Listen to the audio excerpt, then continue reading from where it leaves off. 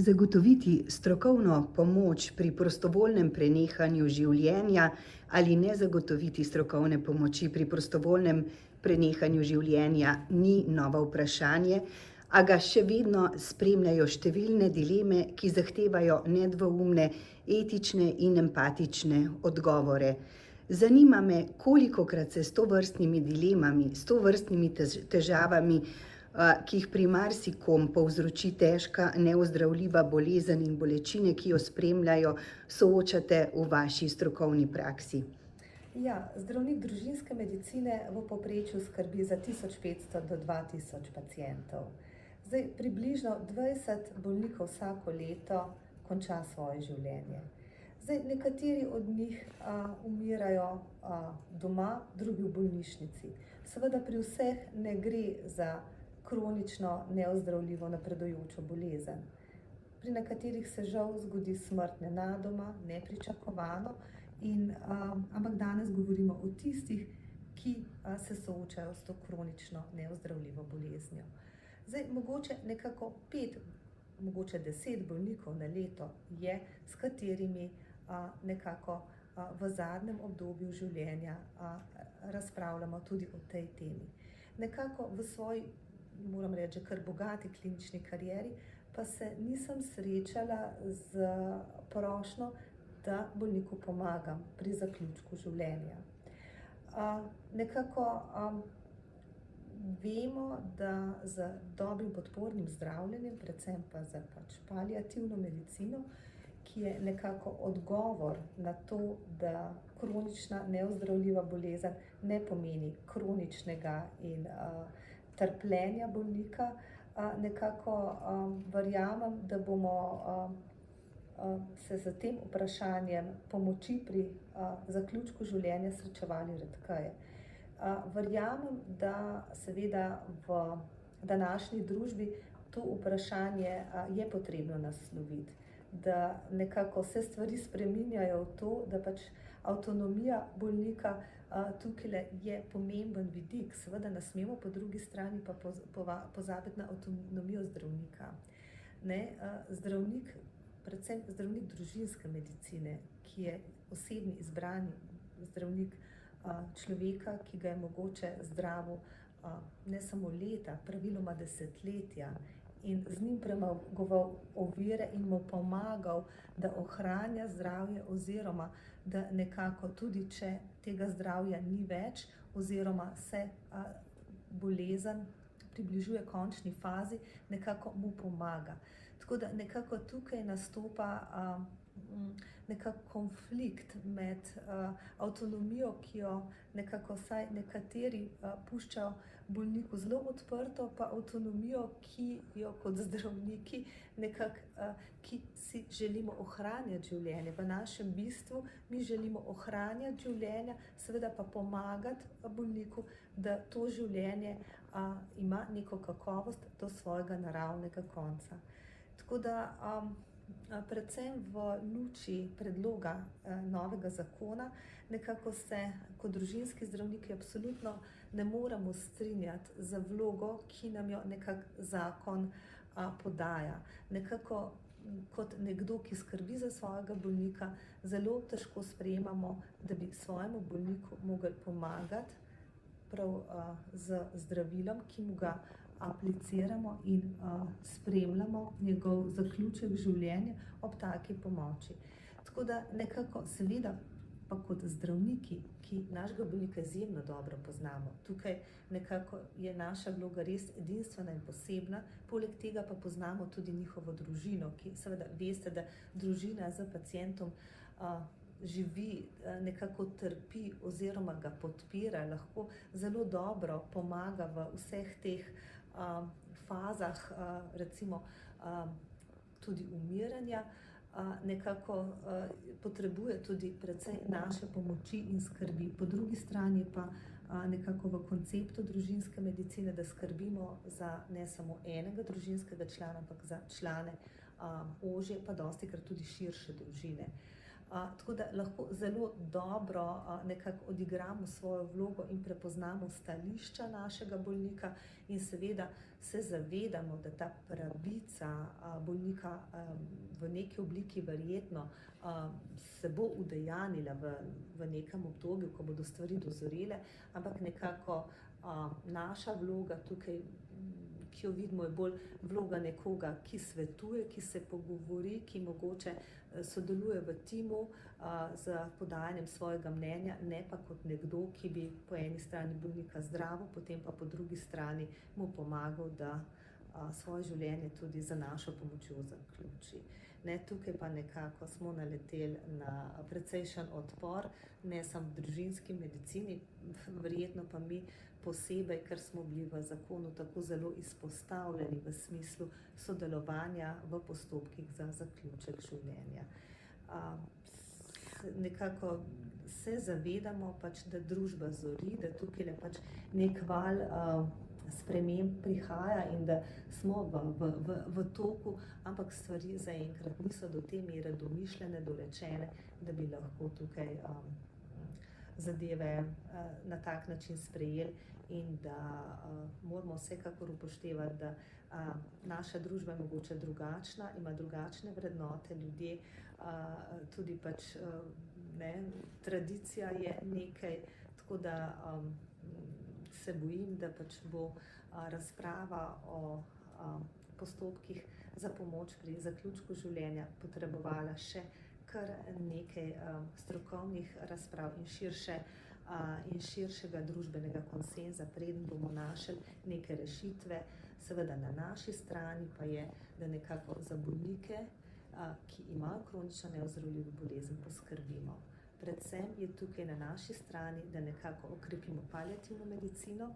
Zdaj tukaj se trudimo, da tudi našim zdravnikom že tekom dodiplomskega in potem specialističnega študija kot obvezen kurikulum iz paliativne medicine ta znanja podelimo in pa seveda tukaj je še pomemben moment, za takega bolnika je potreben čas.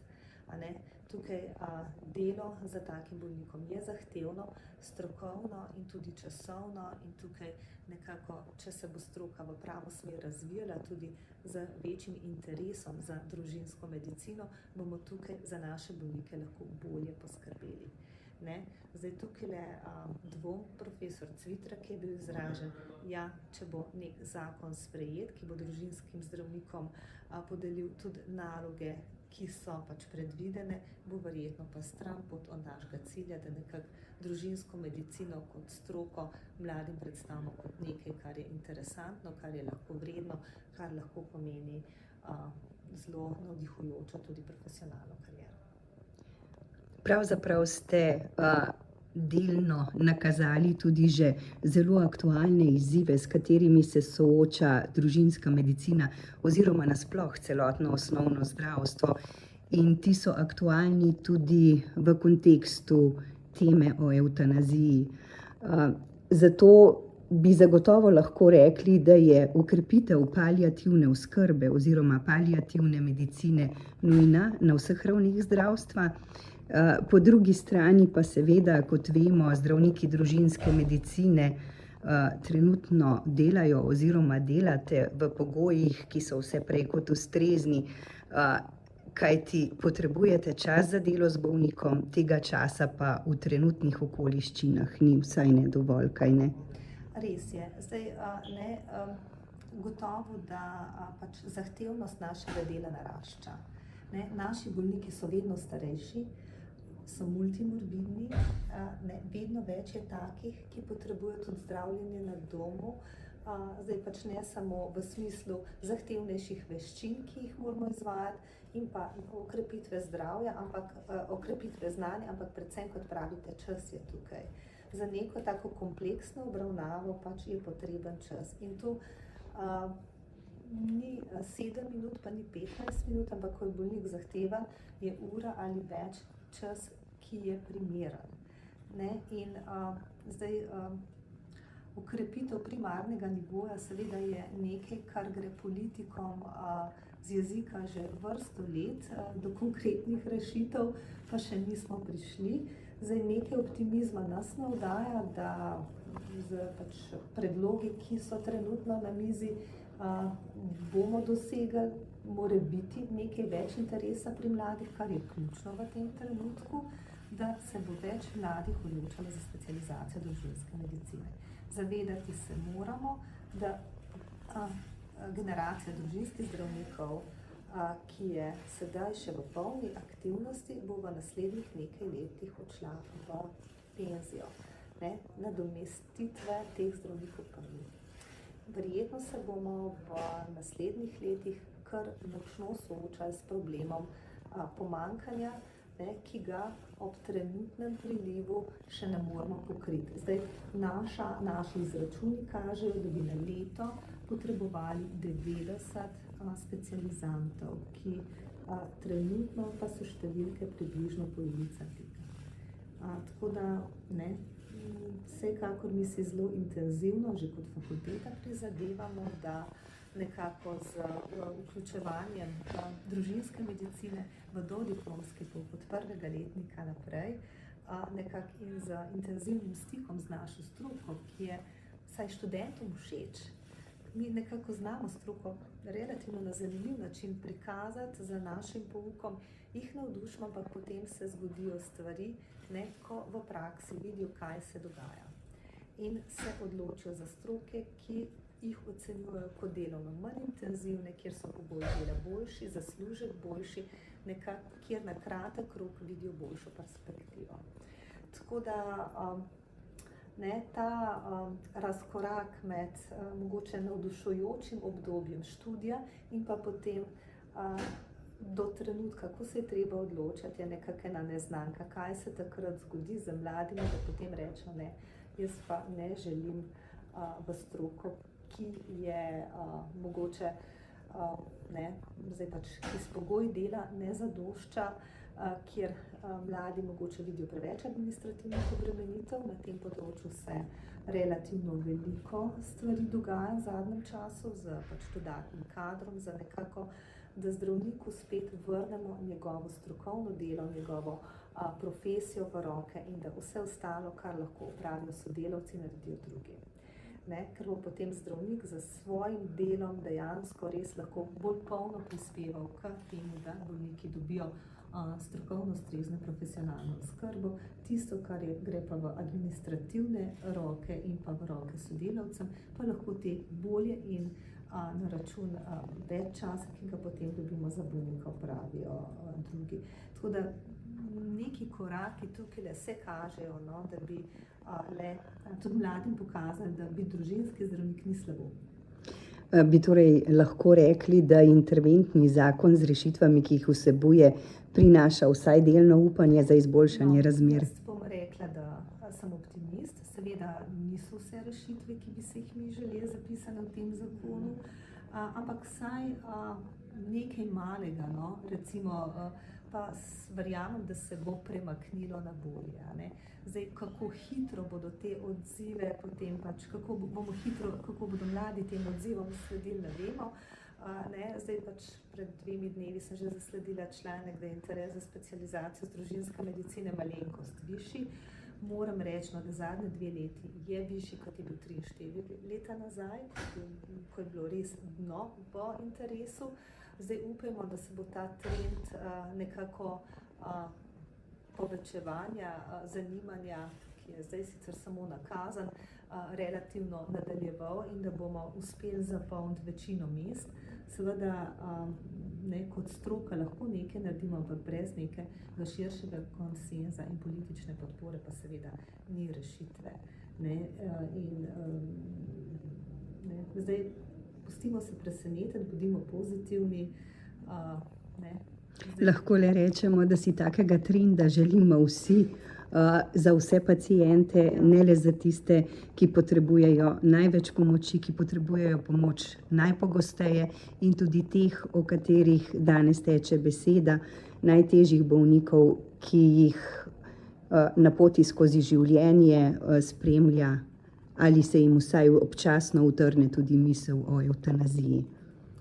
Ja, Absolutno, zdaj tukaj to dejstvo, da je pomemben delež slovenske populacije brez osebnega zdravnika, kot je bilo že večkrat rečeno, res nesprejemljiv. Pač biti brez osebnega zdravnika pomeni, da je tvoje zdravje na nek način ogroženo, da ne prideš pravočasno do ustrezne pomoči, da potem rešuješ probleme v urgentni službi.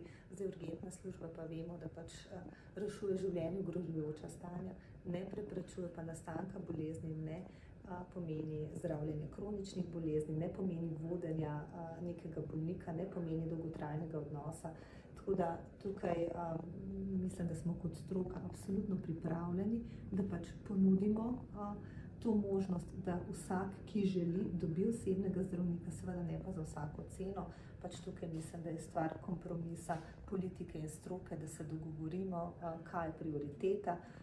Mi smo za to, da pač bolniki imajo svojega osebnega zdravnika, seveda ne moremo pa tega v celoti brez podpore rešiti.